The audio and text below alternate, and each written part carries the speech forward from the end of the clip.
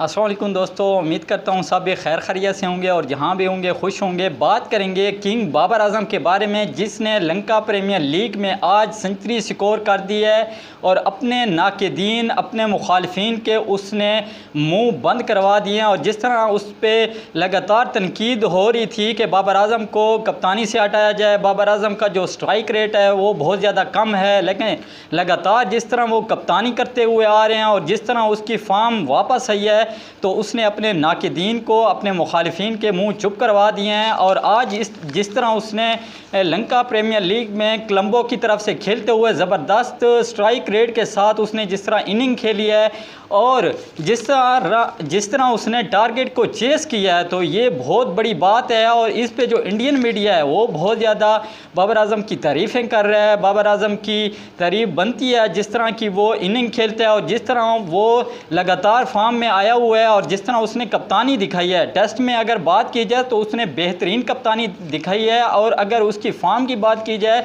तो जिस तरह T20 में उसकी फॉर्म वापस आई है, तो ये एक अच्छी और खुशी की बात है कि जिस तरह उस पर तनकीद की जा रही थी कि T20 में इसका स्ट्राइक रेट जो है वो बहुत ज़्यादा कम है, लेकिन जब भी वो किसी लीग में खेलता है तो ज़बरदस्त खेलता है। जब टीम में खेलता है तो वो कप्तानी का प्रेशर होता है और कप्तानी की प्रेशर की वजह से उसका स्ट्राइक रेट जो होता है वो कम होता है। लेकिन नाक़दीन के जो मुंह हैं वो आज उसने चुप करवा दिए हैं और 104 रन की उसने बेहतरीन इनिंग खेली है 59 बॉलों पे, और उसमें जो है 8 चौके और 5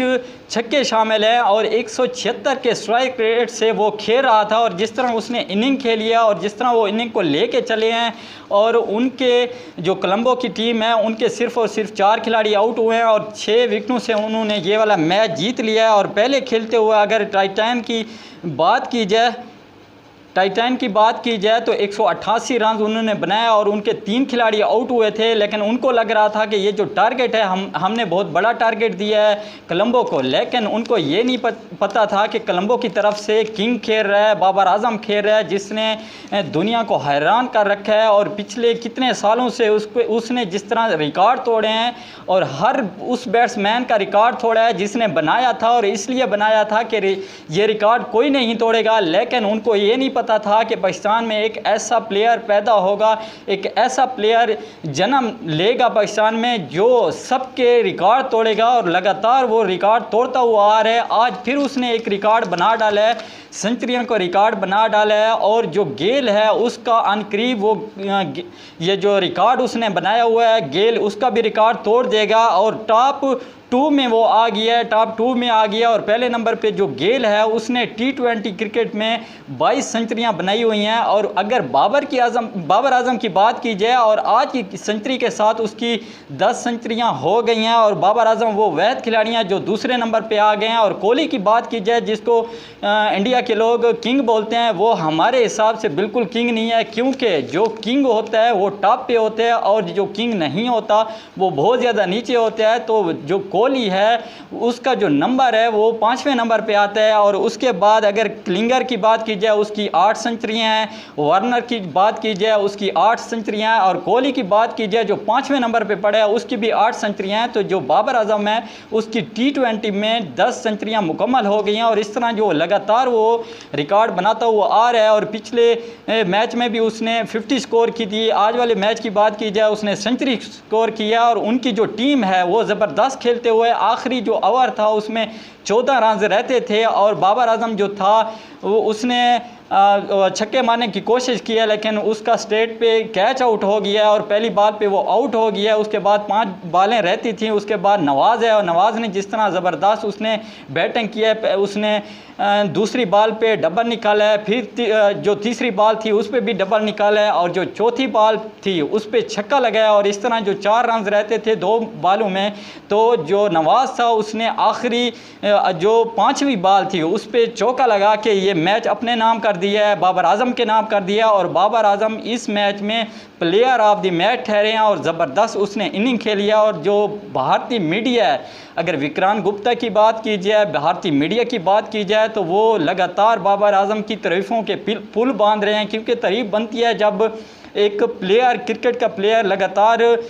फॉर्म में हो और लगातार वो रिकॉर्ड तोड़ रहा हो और ज़बरदस्त उसकी कप्तानी भी लगी हुई हो, उसकी फॉर्म भी अच्छी लगी हुई हो और रिकॉर्ड भी वो तोड़ रहा हो, तो ज़हरी बात है कि अगर दुश्मन भी होगा तो वो उसकी तारीफ़ करेगा। तो इसके बाद अगर बात करते हैं इंडियन टीम की, जिसको लगातार शिकस्त पे शिकस्त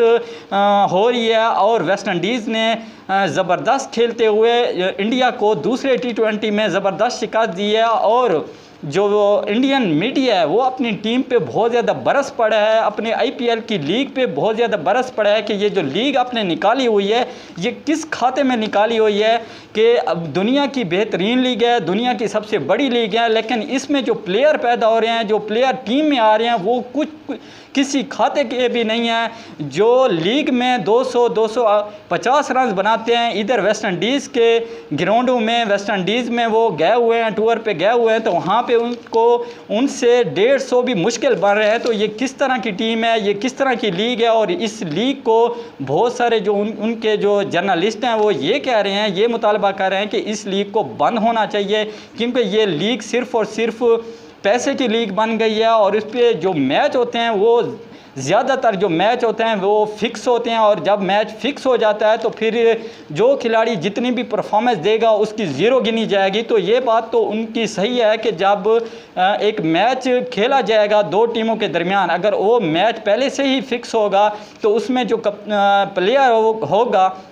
वो जितनी भी परफॉर्मेंस अच्छी देगा, जितनी भी अच्छी बैटिंग करेगा, जितनी भी अच्छी बॉलिंग करेगा, फील्डिंग करेगा, तो उसकी ज़ीरो ही गिनी जाएगी, क्योंकि मैच पहले से फ़िक्स होता है। और जो इनके जो जर्नलिस्ट हैं उन्होंने यही मुतालबा किया है अपने बोर्ड से, क्रिकेट बोर्ड से, कि हमारी ये जो लीग है IPL जो है इसको बंद किया जाए। अगर आप बंद नहीं कर सकते तो ये जो फिक्सिंग वाला जो चक्कर है इसको हटाया जाए, इसको ख़त्म किया जाए। जब मैच में फिक्सिंग होती है तो फिर मुश्किल होता है, जो प्लेयर अच्छे प्लेयर जो सामने आना चाहिए जिनको वो नहीं आते, और इस तरह होता है कि इंटरनेशनल जो मैच होते हैं उनमें वो ज़ीरो परफॉर्मेंस देते हैं। अभी जो हाल देखा जाए तो 5